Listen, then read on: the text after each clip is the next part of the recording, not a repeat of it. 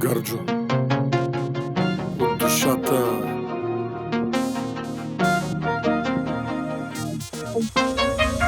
Като малки, каквото видим искахме, като големи, каквото има взимахме. Така си беше, живота е суров, не щем пари сега, предпочитаме любов. Като малки, каквото видим искахме, като големи, нищо не искаме.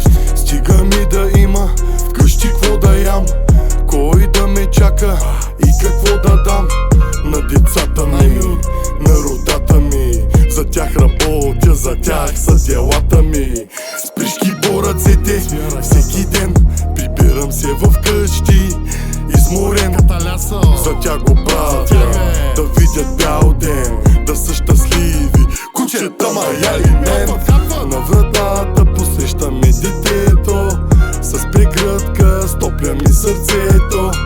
Тате, ти се прибра. И в нейните очи личеше радостта. И разбирам, че важното е това, всичките проблеми изчезват на мига. Няма ги като малки, каквото видим искахме, като големи, каквото има взимахме. Така си беше, живота е суров, не щем пари сега, предпочитаме любов. Такъв е живота и го осъзнах. И разбрах, че накрая ставаш като тях. Шамара през лицето, удра изведнъж. И искаш, не искаш, накрая ставаш мъж. Отговорен, любящ и загрижен, работен, търпящ и никога обиден.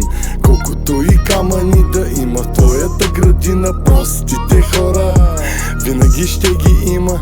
Остави ги тях и пази всички покрай теб. Колкото и да горчи, сложи му малко мед и със сладкото в живота продължи напред. Всичко е наред, да си щастлив, сега е твоят ред. Като малки, каквото видим искахме, като големи, каквото има взимахме.